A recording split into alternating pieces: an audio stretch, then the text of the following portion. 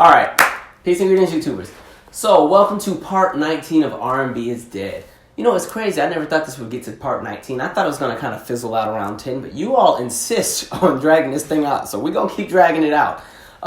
So, one thing I did want to address before I go any further, because some of you guys are starting to just now discover this series. When I say R&B is dead, I'm not saying that R&B sucks and that there's no good music out and it's just a dead genre. I'm speaking of R&B being dead in the context of it's no longer commercially popular at the moment. Commercially, it's not doing as well as it should be, and it has to take a backseat to the other genres like hip-hop and rock and pop and country. And even though a lot of those genres specifically are taking elements of R&B and calling it something else, R&B the genre, R&B as far as the entertainers and those who are actually R&B artists who consider themselves to be those kind of entertainers, all of them are taking a backseat. That's the conversation we're having. And another thing I want to bring up, because I saw this as a response from a lot of people in my Bruno Mars video, which, by the way,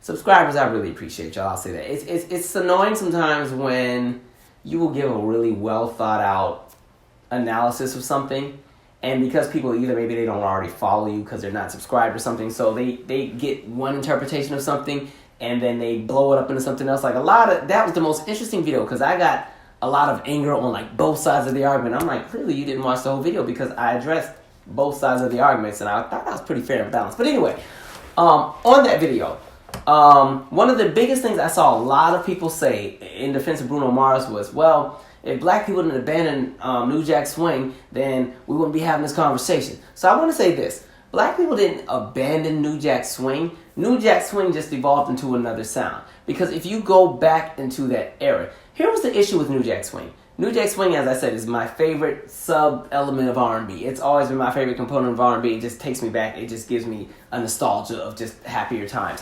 But when you go to the time period that New Jack Swing was popping, I'm going to say between about 88 to 92 going into 93, there were three specific sounds that were out that oversaturated the market when it came to what was being marketed as urban music, okay? You had New Jack Swing, you had house music / dance music, and you had the balladeers. So either you're going to be at the Teddy Riley New Jack Swing Babyface party, or you're going to be at the CeCe Peniston Crystal Waters 10 City party, or you're going to be at the balladeer party with Whitney Houston and Luther Vandross. Those were the three sounds, those were your options if you wanted to be an artist coming out of 88 up until about 92, 93. I'm not talking about the rappers, but I'm talking about specifically those who would have been R&B singers or singers that made music marketed to black people that were, singing, stuff like that. Those were your three options. So when we talked about New Jack Swing, there was another thing that happened with New Jack Swing.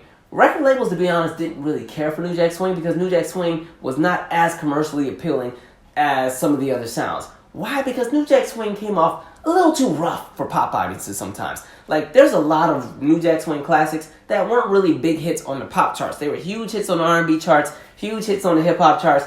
They weren't really big hits on the pop charts. And on top of that, when you went out of the United States and you went internationally to the international music scene, New Jack Swing was not very popular in Europe. It wasn't very popular in Australia. It was popular in Japan and Asia, but in Europe, it wasn't really doing that great. In South and Central America, it was doing so-so. Australia wasn't seeing it at all. So a lot of acts had to actually come out with duplicate versions of their single so that way they could market their music and have a better chance of getting a hit. So if you go back and you look at a lot of the projects that came out in 1990, 91, 92, later down the line, you notice a lot of acts usually would release their New Jack version of a song and they'd have a house version of the song. So you could take Whitney Houston, I'm Your Baby Tonight. The United States got the one with the extra kick and the funk and the grit to it, and then Europe got the dance version.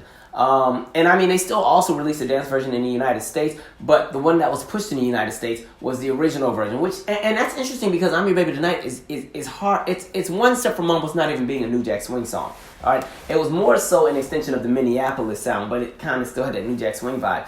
Another example would be Patti LaBelle. Patti LaBelle had the Burning album come out in 91, and so she had that song Feels Like Another One. So Feels Like Another One, there's the New Jack Swing with the grit, and we got Big Daddy Kane on it, and then there was the more smoother dance version. Pretty much pop radio and the international audiences were saying, we like this New Jack Swing stuff, but it's a little too rough for us, and our audiences don't even know how to dance to this, because you got to think, New Jack Swing You had to know how to do some serious footwork to party to that back in the day. So everybody wasn't coordinated enough to do that. They wanted something they could kind of just two-step to and do whatever else they did with. So there were a lot of songs that were New Jack Swing songs that had additional versions. So Luther Vandross and Janet Jackson, when they had Best Things in Life for Free for the More Money or the More Money soundtrack, they had the version that was pushed in the United States and pushed to urban radio, and then they had the dance version of the song.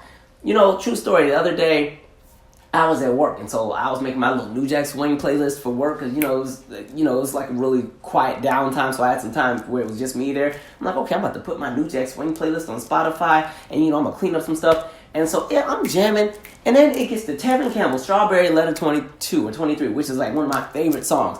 And it wasn't the New Jack Swing version. The only version on Spotify was like the house version that they released. I'm like, what is this?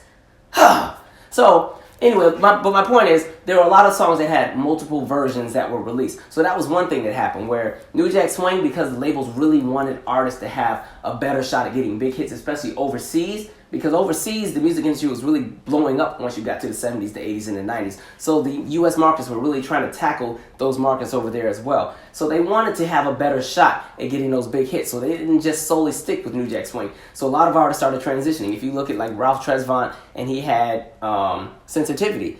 The funny thing about Sensitivity, like I said in I think one of these videos before, Sensitivity is not even, you don't know whether it's an up-tempo or a slow jam. Like, if you take away the background vocals, if you take away the strings and the chords, and you just listen to the drum beat, it's a banger. It's a swing beat. It got some kick to it.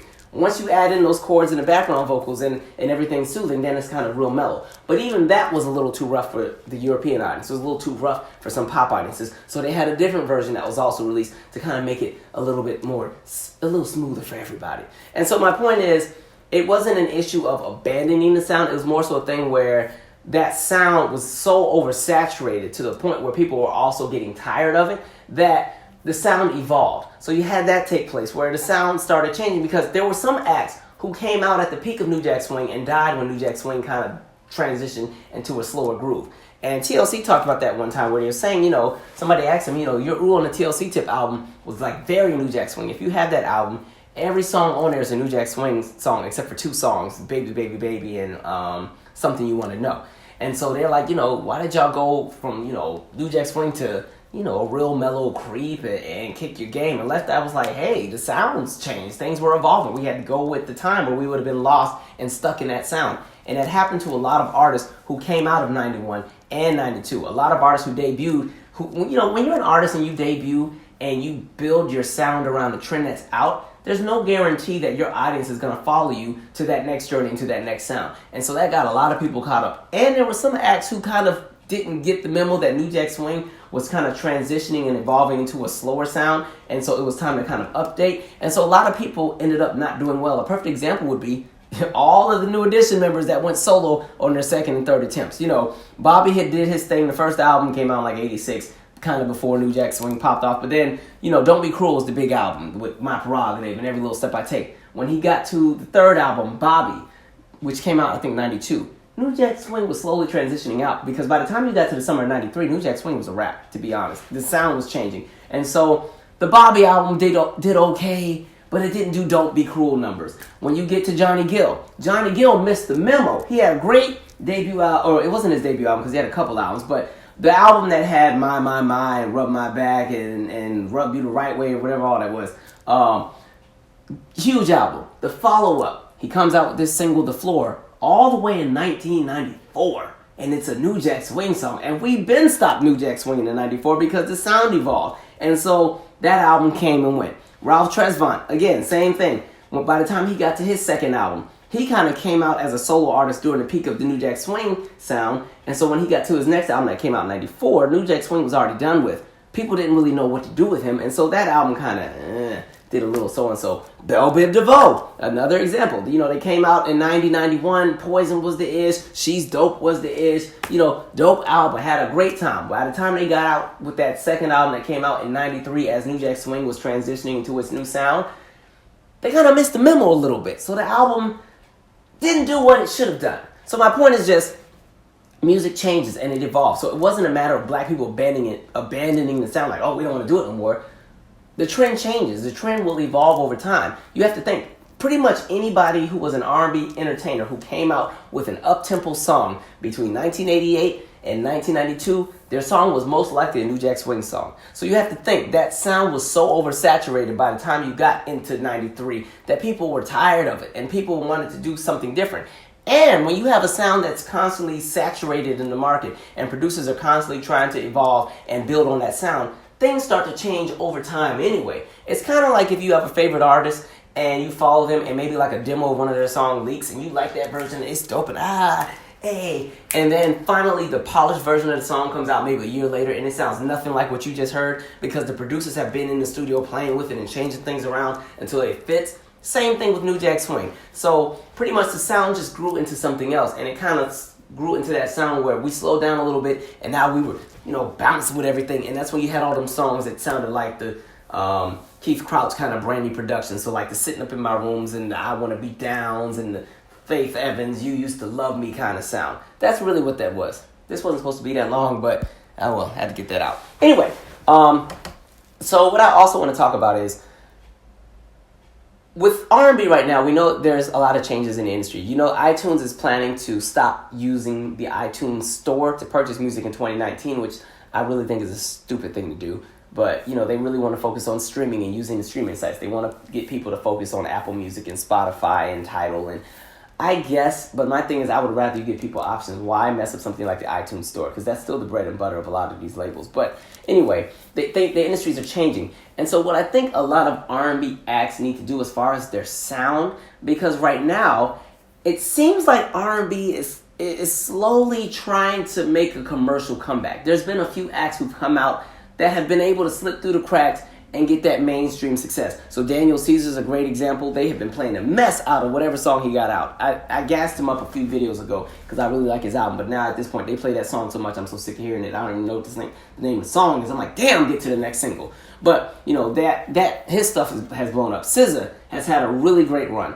And so what I'm noticing now is there is a trend where you have the whole kind of alternative R&B, real mellow, laid back, chill, zen kind of R&B sound that's popping at the moment. And I think that's cool, but I also think people have to remember that you want variety as well. You don't want to have too much of the same thing, because what will happen is that sound will get played and eventually that sound will fade out. And any kind of artist who came out with that sound, again, there's no guarantee that their fan base or that pop audiences and casual listeners will transition with them into whatever the next popular trend will be. So my thing is there has to still be variety. I love what I'm hearing. I like that h.e.r. is getting their radio play. I like that Daniel Caesar's getting his. I like that Tank finally has a freaking hit.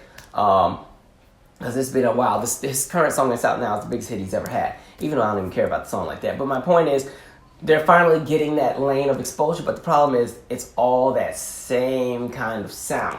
Which is cool. But for the other acts that are out, I suggest going and trying to put out additional sounds to counterbalance that. Because I've said this before. Just like if you have a dinner plate or whatever. If the only thing that's on your plate are greens, greens are cool for the first few bites, but is that all you want to eat? You want a whole plate full of greens? Well, where's the chicken and the cornbread and the macaroni and the this and the that? You want to give some variety. And so, that's why I think I always talk about 2005 as a very interesting year in music, because 2005, in my opinion, was probably one of the last years there was a really great variety of R&B entertainers who were out. So Life Jennings had made his debut. He was kind of doing the whole neo-soul guitar thing, and it's a really good album, by the way. That his first album, it's a dope album. Still timeless. It still sounds good today. So you had Life Jennings doing his thing. Neo had came out. He was doing his thing. Keisha Cole had came out. She was doing her thing. Chris Brown had come out. He was doing his thing. And all these people were really, really different. Destiny's Child had returned, and they were still riding away from their album that came out in 2004 into 2005. Same thing with h.e.r.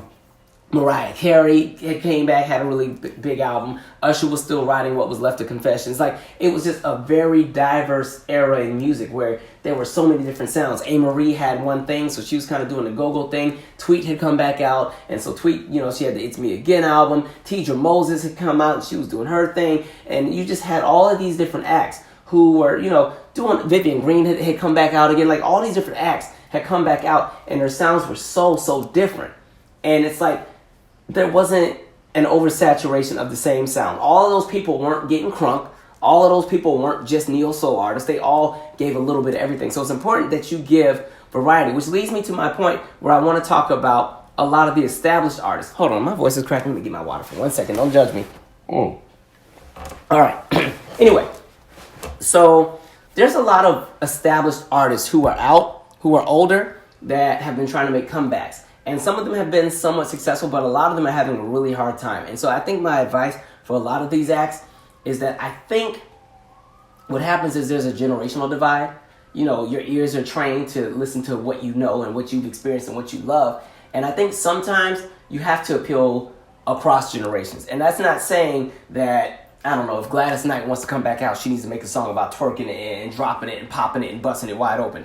No, that's not what I'm saying. What I'm saying is, I think, like, a prime example would be, I know Toni Braxton just came out with an album. I listened to it. It's cool. I really like the song My Heart. But for me, as a big Toni fan, it's probably my least favorite album. TLC came out with an album. You know, I really, really, really, really love them. Talk about them a lot. Their album's cool, but it's probably my least favorite album. And I think what's happening is, I think a lot of the acts, they should work with producers that they already know and that they've been working with, but they should also work with younger producers. But younger producers that have an appreciation for things that have been done in the past and have an understanding of what that artist's sound is. And I think a perfect example of an act that did that before was Earth, Wind & Fire. They came out with the Illumination album in 2005, and that album, if you've ever heard it, is a very excellent example of an act that is what you would call a nostalgia act, but they made an album that was very current but still genuine to their sound. I mean, they got like will.i.am on there and Kelly Rowland and I think Floetry was on there. But the sound is very Earth, Wind & Fire. There's still lots of instrumentation. There's still lots of percussion. The subject matter is still the same. Everything is still, it's them. But it's them in a modern form. And it doesn't sound like I feel like, I'm not going to say you can put that album with some of the classics that they had in the 70s and the 80s. But it's not a disgrace to what they've done in the 70s and the 80s, if you catch my drift. It's still, it works. And I think that's really, really important. It's just really important that for those acts who are more established, because they still have fan bases, people still will pay to see them, people still enjoy their music. It's important that those acts, when they're putting out music, just because you are somebody who's established or you're somebody that people love, it's important that you still understand that you can put out bad music no matter how much we love you. So that's why it's important that you make sure your sound is where it needs to be. That's why you should consult with people that are on your team, that are in your age bracket, that understand your sound, but also people that may be a little bit younger that have an appreciation for what you've done in the past. And that's why I say, specifically for R&B acts in general, I'm not a big fan of R&B acts working with rap and hip-hop producers at the moment, because a lot of these producers that I'm seeing don't have an appreciation for music. A lot of these producers that I'm seeing, it's pretty much, they're in this crap for the check. I'm not trying to generalize, but I'm seeing that a lot. One of the things I joined, since I do my own music as well, is it's pretty much like a music community thing. And so because I'm listed on there as a songwriter and producer, I'll always get inquiries from people who want me to do music with them on their album. And a lot of times I get inquiries from hip-hop acts. And so there's a portion where they talk about, well, what kind of project are you doing? What kind of sound are you going for? When I hear the responses that people put in, the answer box, I'm just trying to make a hot album. And it's like one sentence. And I'm like, wait, you reached out to me and you're just saying you want to make a hot album. What is your definition of a hot album? What sound are you going for? I mean, are you trying to do all up-tempos? Are you trying to do mid-tempos? Are you trying to do a blend of both? Are you trying to do a nostalgia thing where you kind of tap into the sounds of the past? Or are you trying to do something nobody's heard before? Like, there's a disconnect with musicality. And I think a lot of times, a lot of these acts are working with producers that don't really know music. It's so easy to be a producer in 2018 because if you can get the software, you have access. There's no, here's an example.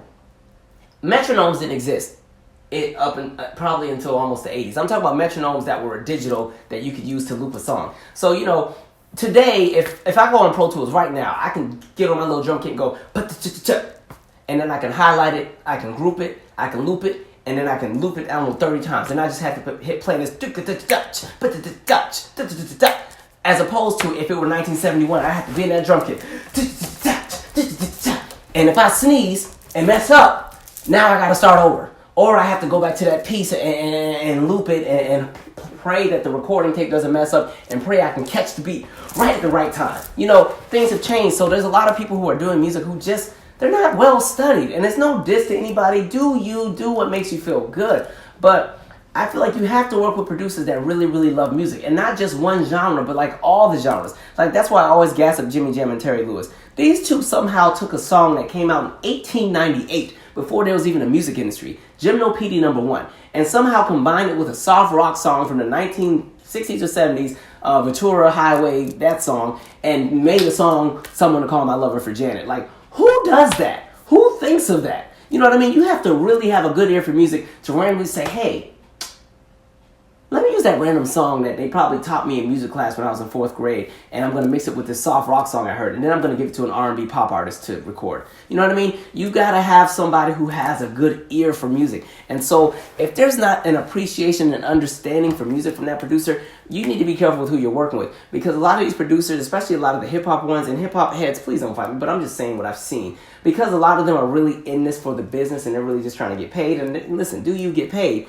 That's the music industry anyway. It's more so about the money than it is the music. Make sure you're working with people who are going to give you their best. I've seen a lot of hip-hop producers who literally are producing a new song every day.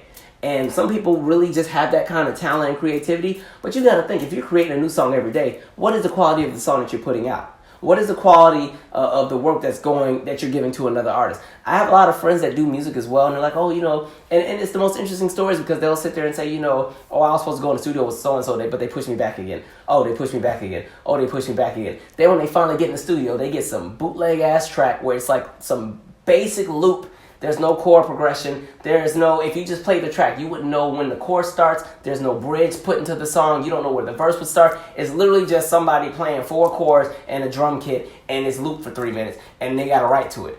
And that's what a lot of R&B acts are getting, especially some of these older R&B acts who are more established, because these current producers don't want to give their best work to somebody who's damn near 60, who's damn near 50, who's in their 40s, because, a lot of the producers would rather give their stuff to somebody who's in their early 20s who still has that opportunity to become commercially successful. So it's kind of like really making sure that you learn and understand that if you're an R&B artist and you're working with these different producers, you have to find a producer that understands your lane and your drive as an artist and what sound you want to go for. And sometimes you should want to work with a producer that you can learn from, a producer who really understands music. There's some really dope hip-hop producers who do that. There's some really dope R&B producers who do that. But there's a lot of people out here posing. There's a lot of people out here who really, man, I'm not going to do it. I was about to say something, but I'm trying to keep this solution-driven. Just know everybody in the music business is not in it for the same purposes. There's a lot of people who are in this thing because they want their money, they want their check, they want their livelihood. Cool. Just understand, if those are the people that you're going to work with, the quality of what you're going to get out sometimes is not going to be what you've always wanted. I'm not saying that those people are not great producers, but a lot of the times, their heart is not into it. Some of the best producers are very selective with who they work with. They're very selective about how much they put out. They're very selective about what kind of music they're even going to do. Like, I really like Raphael Sadiq. He doesn't do a lot of production for a lot of people, but when he does do something, it's like literally from his heart. Like, he gave like one of his best songs, in my opinion. I always say Total Kissing You is one of the dopest songs to come out of the 90s. Raphael Sadiq did that song. I think TLC So Dumb from the 3D album was probably one of the best tracks to come out of 2002, 2003. It wasn't a single, but it's just like some producers and acts just have that gift where they understand music, they understand sounds, they study, they go back. And so you just have to be careful with what you're putting out there. And I think it's important that acts should, especially with these older acts that are still trying to hang in there, because there's a lot of people from the 90s that are trying to come back out, and the 80s. So it's like you got SWV still doing music, TLC still doing music, Tony Braxton still doing music, I think Janet is still doing music. In Vogue, I just see that they just had an album come out. New Edition, I think they just came out with even New Edition just came out with something about the Vogue. I can't remember which one. But they got some stuff that's going up that's come out. There's so many people that have stuff coming out. And I think a good idea for a lot of them so that they can stay somewhat relevant, because we know that the kids are not going to pay attention to them. But having that cross-generational appeal always works in your favor, because it ends up being, if we want to talk money, it's a better revenue source when you can tap into multiple audiences. A perfect example is Quincy Jones. Quincy Jones produced one of my favorite songs back in the day. And it only became my favorite song because I heard the remake of the song first. So Quincy Jones got with Shaka Khan and Ray Charles, and they remade the Brothers Johnson, I'll Be Good to You. So I heard the Quincy Jones, Shaka Khan, Ray Charles version first. So we got to look at the dynamic of this song. You have Ray Charles, who was popping in the 50s, specifically for jazz and blues, and the 60s, and I think some of the late 40s. And so when this song came out, it was 1989. So at this point, Ray Charles is in his 50s or 60s. So clearly, he's not really going to be that person on the MTV audience or the MTV stage. All right? You have Chaka Khan, who in 1989, she came out in the 70s. She was in the group Rufus. She did the solo thing. She's still kind of out there, but she's a little bit on the decline. Times are changing. She's a little bit older now. And, the industry's pushing up the younger girls. So the Jodie Watleys and the Karen Whites and all of them are popping. And Jane Child. They're all having a good time. And then you have Quincy Jones, who doesn't sing, but he produces. What did Quincy Jones do? He said, I'm going to take this song that was originally made in 1976, that was a classic that people love to play at the barbecues, and I'm going to put these legends on it, but I'm going to make it New Jack Swing, because that's what the kids are partying to. And we're still going to implement all those qualities that would have been on the original. So we're going to have those great vocals from Chaka Khan. Ray Charles is going to do his Ray Charles thing. Come on, woman. They're going to put all that on there.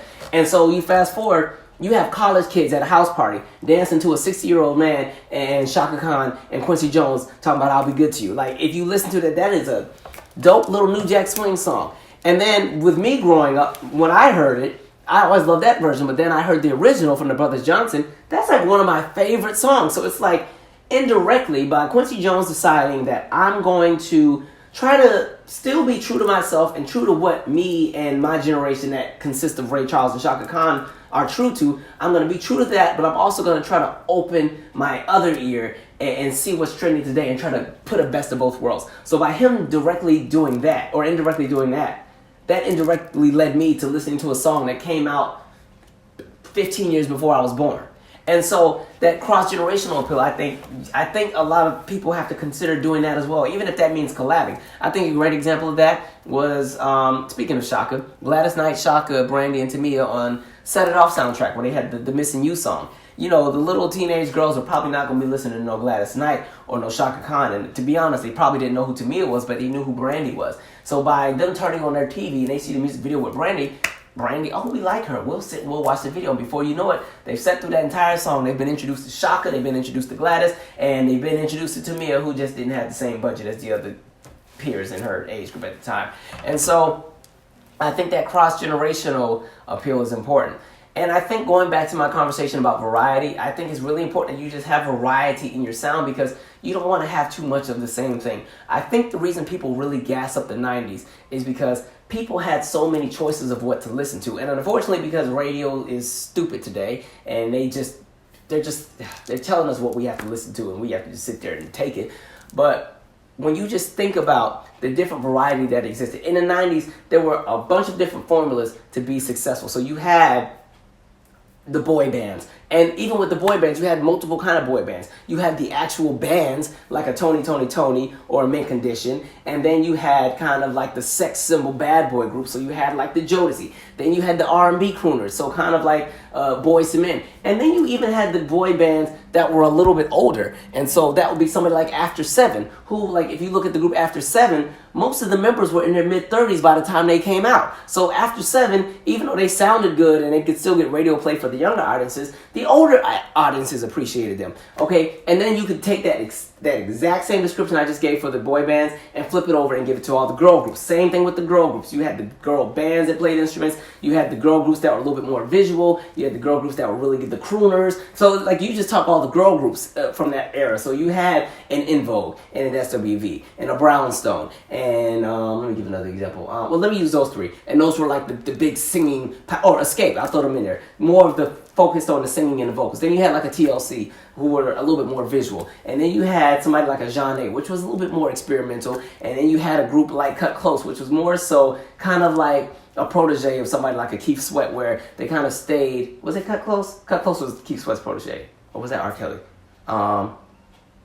No. Changing Faces was R. Kelly. Cut Close was Keith Sweat. And they worked with dude from Jodeci. Okay, and so they were kind of like that protege, but they kind of matched that specific sound. Like, so pretty much my point is you had variety just in the groups. Then you had, when you talk about the solo acts, you had that leading male kind of sex symbol act, kind of. That would have been like the usher. But then you still had the crooners. You had those who were going to do the singing like a Joe. You know what I mean? Or a Phil Perry, if you know who that is. Or, hell, we'll throw Evan Campbell in there. He was a teen heartthrob, but that Negro could sing his ass off. So it's kind of like there was just so much variety. And then, in addition to that, then you had the co-ed band. So you had a group like Brand New Heavies, who, by the way, I'm going to just tell you, they probably have my favorite song of all time, Brand New Heavies, Never Stop. Like, there's like 5 songs I have that no matter when they come on, I will always play them, no ifs, ands, or buts. Brand New Heavies, Never Stop.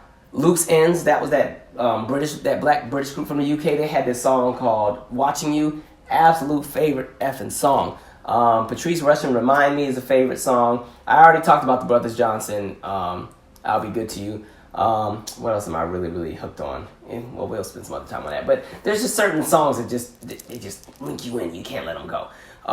But I just think it's important that you have variety. So people gassed up the 90s because there was so much to choose from. And then you still had your R&B acts that more so collabed a little bit with the hip-hop acts and everything. You had your R&B acts that were a little bit more experimental. You had your neo-soul acts. You had your established acts. And the 90s was good because all the generations still had their shot. So even though the 90s was a very Mariah Carey, Whitney Houston, Boyz II Men generation, Gladys Knight could still get a hit. Actually, going back to what I was saying about the cross-generational thing, I think Gladys Knight and her generation, they got it right when it came to doing the cross appeal with the generations. So when Gladys Knight and the Pips made their comeback, I forgot what the name of the album was, but it's the album that has Save the Overtime for Me and Love Overboard. I think that's 88. I mean, it was still Gladys, it was still the Pips, but it was current, so you could play it in clubs. So the 20-year-olds could appreciate the song. The 30-year-olds and 40-year-olds who just came out of that era where Gladys and them were younger, they could appreciate it because they love Gladys and the songs and stuff were still funky. It worked.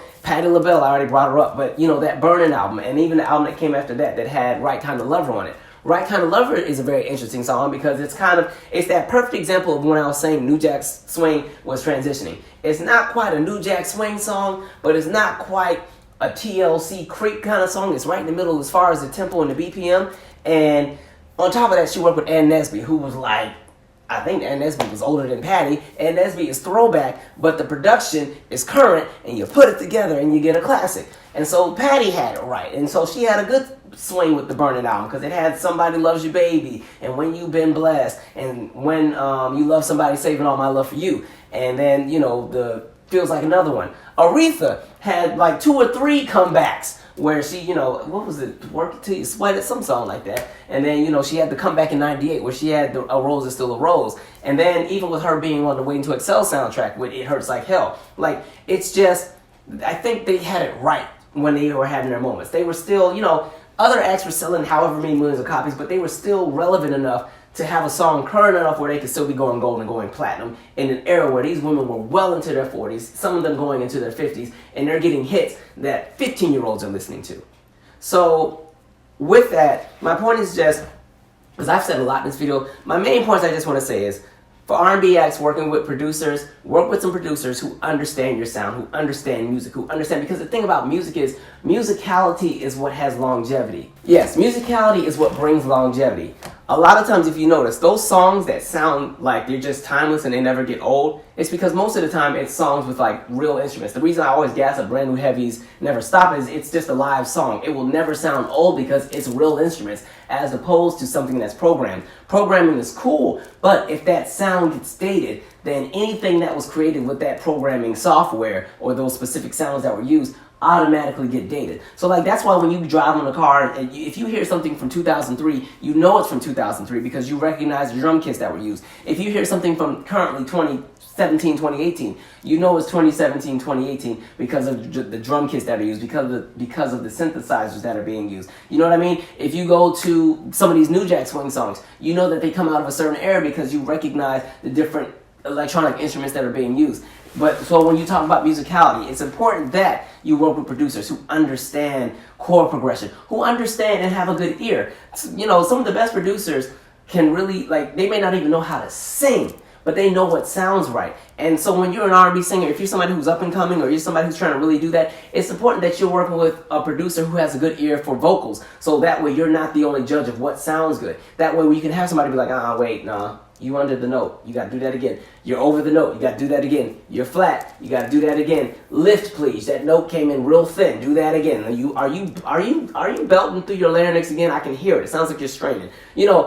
Oh, and then even the same thing where it's like how to present yourself on a certain song. There's some songs where there's no reason to sing heavy because the song doesn't call for that. And then there's some songs where it's like you gotta bring it. And so you need a producer that's able to tell you that. You need a songwriter that's able to write that song in your range. And and I know some of you guys like to write and do your own stuff. Cool. But my point is just saying that understanding of musicality, that's what makes a timeless classic. That's what makes things work. That's why people really gas up everything from like 2005 and back. Because I think that's just when the industry really still had an appreciation for the quality of the music. Today it's kind of more so, let's just get the hit out, let's get it out. That's why all these songs will come out and y'all will gas them up for a good week and a half and then you never hear from them again. DJ Khaled. And so, you know what I mean? It's just like, there's so much music that comes out and it just comes and goes. There's no replay value. It's just dated. It's just, ooh. Like right now, I can guarantee you a lot of you guys are not playing a lot of the really commercially successful R&B and hip-hop songs from 2006 and 2007 because they come off so dated, okay? I can tell you right now, I probably didn't see anybody driving around playing Chingy and Amory Fly Like Me, even though I like that song, by the way. That was a nice song. But, you know what I mean? Like, things get dated when the musicality is not there, when there's not an understanding of, creating something, chord progression. The worst thing you can do as a producer, which I said before, is you give an artist just a song with a bunch of loops, and there's no change up in the song, and really all of the weight ends up being put on the singer or the songwriter, and they have to write one kick-ass melody and one kick-ass hook and give some really good vocals and some good layering in order to bring life into some dead track that you done sold them for $200. So, I said a lot. Hopefully I didn't lose y'all because I just started ranting. But, I will say this. There are some really great acts that are out right now. There's some people, like, I really, for some reason, I keep gassing him up, but I really like Anderson .Paak. I really like what he's doing.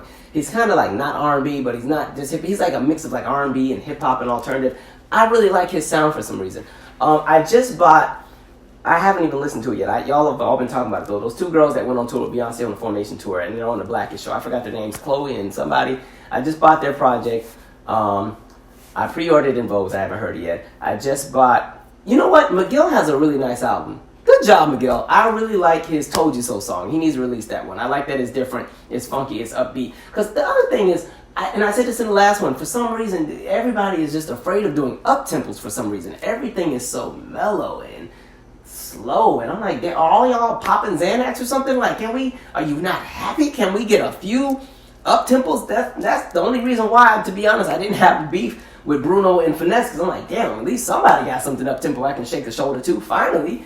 And so, I just think there's some really great acts that are out there. You just have to look for them. I mean, there's some people on this channel who have projects that are out. But with that being said, though, there's a ton of people who are out there. What I want to do in one of these videos is, if you are somebody who does music, if you're somebody who has a project out, if you can just inbox me so the next time I do one of these, I can just shout you out and let people get to your music. Because the other thing is, I think we have to learn how to use social media to get our stuff out there.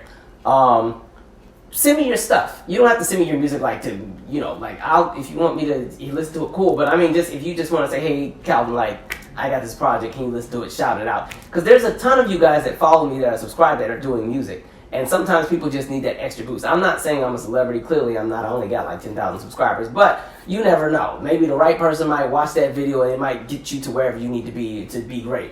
And so that's pretty much it. I said a lot. But again, so my points, the cross-generational appeal, I think it's important to try to appeal to more than just one demographic. I really think it's important for these established acts that are kind of what you consider novelty acts now, or nostalgia acts, where they're no longer being played on the top 40 radio stations because they've been written off because of their age. It's important for them to still come out with music that is still, really good quality, still appealing to anybody. Because the thing is, music has no age. A lot of times, you can play a song for somebody, and if they don't see the visual and they just hear it, they wouldn't even be able to tell you whether it was old or not. Like, I think even, this is so left field, but when h.e.r. came out with that Believe song, I was in Italy when that mess came out. We didn't have MTV. There was MTV Italia, but my dad wasn't paying for no Italian cable. So I only heard the song on the radio. I would have never known that was a 58-year-old woman singing that song. I just thought it was, one of those current people that were out at the time. Music does that. One of my kids at my center, it's an interesting thing. She came in one day and I like the way you work it. No diggity. I like bag it. I'm like, why do you know this song? What happened? She saw the movie Pitch Perfect. And so in that movie, I guess they must have done the song, and so that movie introduced her to that song. I was like, oh, let me show you the real one, if that's what you're gonna do. Now they like the original. So again, there's no limitation to what sounds good to somebody. And this also, please don't look at these videos as me dissing everything that's current. I like a lot of the current stuff that's out, but I'm just saying there's a difference in the industry today, and there's a lot of things that are going on that have changed, where the industry is just, the effort is not being put into quality. There's some really quality acts that are out there, but they're not getting the exposure because the industry doesn't have that kind of time and patience, and they'd rather put out all the cookie cutter acts and the microwave music because they need a quick return on their revenue and lost revenue because they've decided, they want to, nobody's selling records, you know what I mean? And now that they really want to do this whole getting rid of iTunes and focus solely on streaming, I'm like, you're killing yourselves. Okay, I don't care how many times somebody's song has been streamed, it's never going to bring in the same revenue as album sales. And I know people aren't buying albums and the industry has to adjust, but man, industry is a hot mess. Anyway, that is it. I am sorry that this video was so long, but I guess we haven't done one of these in a year anyway, so I had to give you like a 2 and 3 for 1 special. Anyway, I am out. Subscribe.